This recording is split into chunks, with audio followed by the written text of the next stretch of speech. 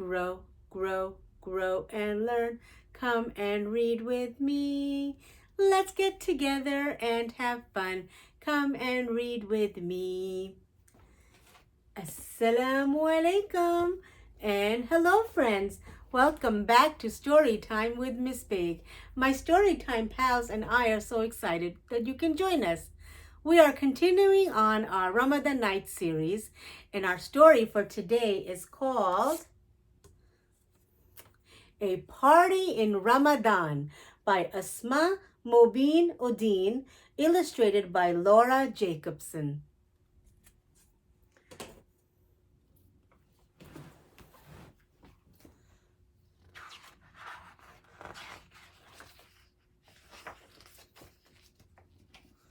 Leena twirled around in front of the kitchen table, breathless and excited as her mother pulled out an invitation from the large envelope. Mom, Julia is going to have a pony at the party and we get to ride it. Flecks of confetti fluttered out of the envelope onto the table. I never rode a pony before. Leena stopped twirling when she saw her mother's expression change. What's wrong, Mom? She asked.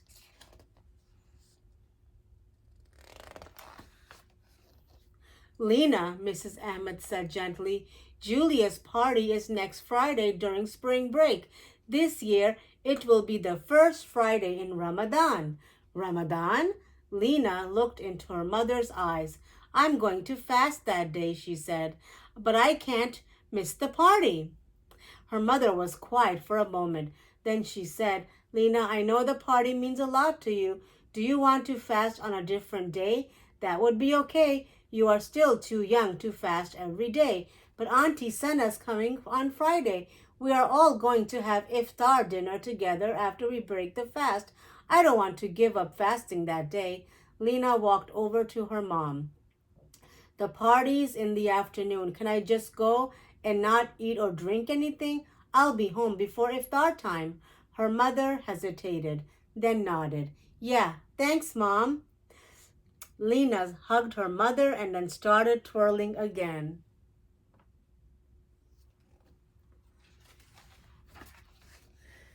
The day of the pony party finally arrived.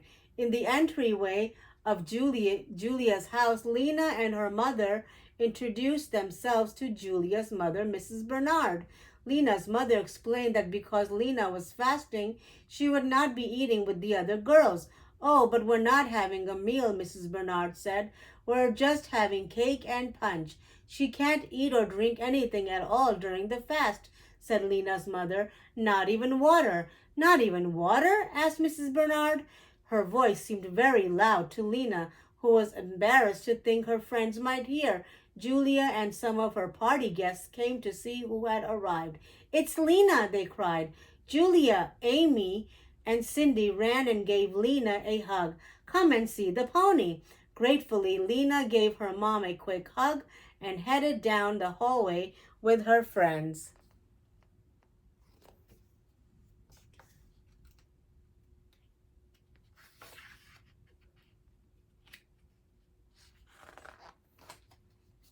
Streamers and balloons decorated the kitchen. On the table, surrounded by pony plates and cups, was a large cake with chocolate icing. Through the kitchen window, Leena saw the pony. She and her friends ran out the door to join the others who were waiting for their turn to ride.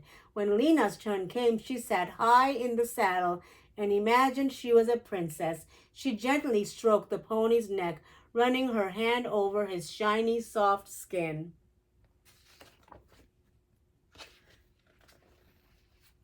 After the pony rides, the girls played tag and laughed and chatted with each other in the warm sunshine. Racing around made them thirsty, and Leena's classmates decided to have some lemonade. Then Leena remembered that she was fasting. She didn't care about missing the lemonade. She was having a lot of fun at the party. It was easy to be here and fast at the same time. Her mom had been worried for nothing. When the girls were having lemonade, Leena decided to swing. She pumped her legs and sailed high in the air. She closed her eyes and imagined she was flying as wind rushed across her, lifting the edges of her hijab. As the swing slowed down, Leena realized she was thirsty. Cold lemonade began to sound good. Leena thought how refreshingly tart and sweet lemonade tasted, and how she liked to let ice cubes from the drink melt into her mouth. She decided to ask Mom for lemonade at iftar time. After playing tag and swinging so high, Leena was also starting to feel tired. All the girls were going into the house. Leena gladly got off the swing and joined them. The cool air inside felt good. Mrs. Bernard called the girls to the kitchen for cake. Amy stood by Leena's side. I'll stay with you. I'm not hungry anyway. Leena smiled to her friend. Thanks, Amy, but I'm fine. Go and eat, and then we'll sit together. Don't miss the chocolate cake. Amy paused. Are you sure? She asked. Yes, I'm sure, said Leena, but Leena was not so sure. I'll see you in a little while. While the other girls were eating, Leena walked into another room. She sat on the edge of a couch.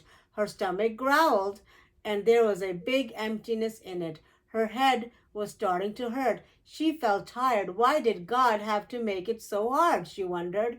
And why did I have to run so much in the hot sun? The back of her throat felt dry. Leena longed for a simple sip of water. Being at the party was not fun anymore. She just wanted to go home. Would 5 o'clock ever come?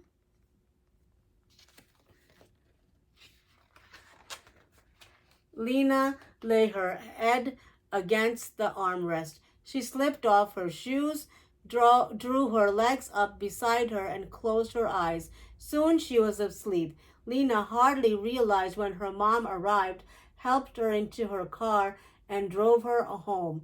When Leena opened her eyes, she was on her own couch in her family room at home.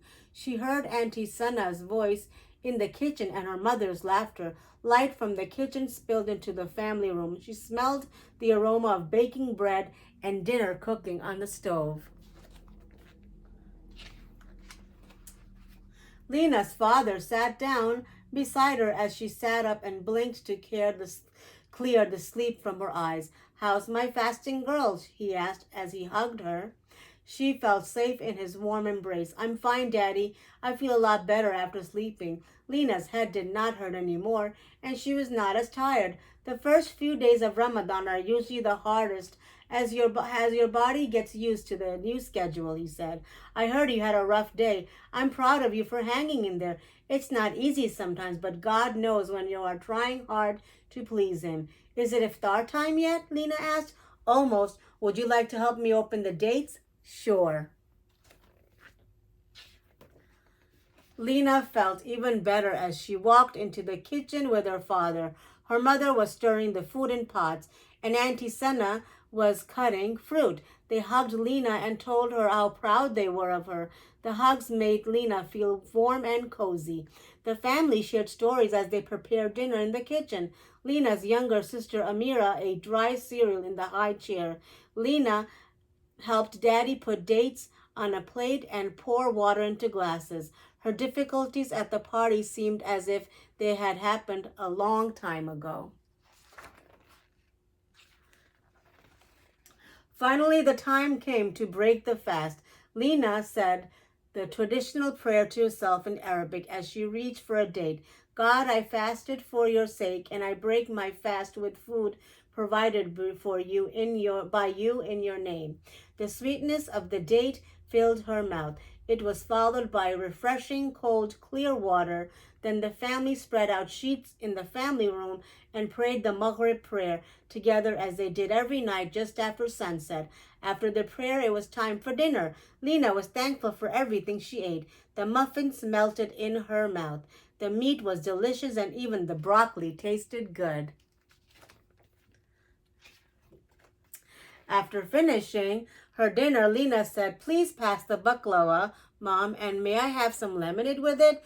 I have a surprise for you, Leena, her mother said, pulling a packaged cup from the cabinet. There's 1 cup of your favorite chocolate pudding left. I saved it for you. Would you like to have it instead? I sure would, said Leena. Thanks, Mom. Chocolate pudding? Yelled Amira. as she ran to the table. Honey, this is for Leena today, Mrs. Ahmed gently told the toddler. You can have a cookie. Amira, I was fasting today, Leena told her sister. I didn't get to eat all day. Me too, I was fasting. I didn't eat pudding all day too, Amira said, looking at her sister. I don't have to share today, Leena thought. I fasted all day and I should get to eat whatever I want now. Leena put a spoonful of pudding into her mouth and savored its thick chocolate flavor. She looked into her sister's face. She remembered how she had felt at the party when she really wanted to eat the chocolate icing on Julia's cake and couldn't.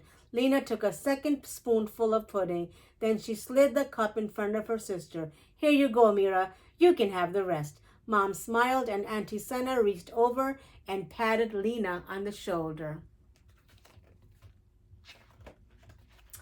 As the family began eating dessert, the doorbell rang. It was Julia and her family, and Amy and her mom. They were carrying chocolate cake from the party. Hello, Mrs. Ahmed, said Mrs. Bernard. We thought Leena might like some cake. We saved some for her. How kind of you. Please join us for dinner, said Leena's mom, warmly inviting the guests to the table.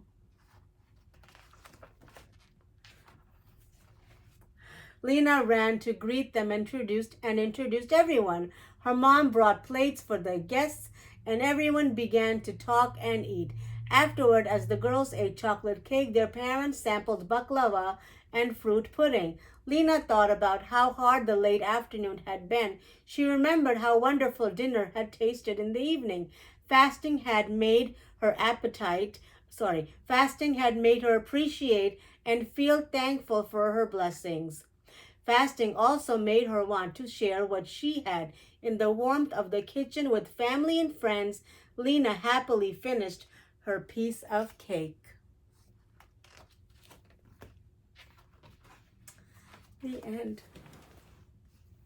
What a delightful story this was about Leena, and she was fasting and she had a very tough time because of the party that Julia had at her house. But in the end, after she had broken her fast, she got a nice surprise. Do you remember what it was? You do? What was it? Yep, it was the yummy, yummy chocolate cake. We hope you enjoyed today's story. So let's go ahead and count down the days of Eid.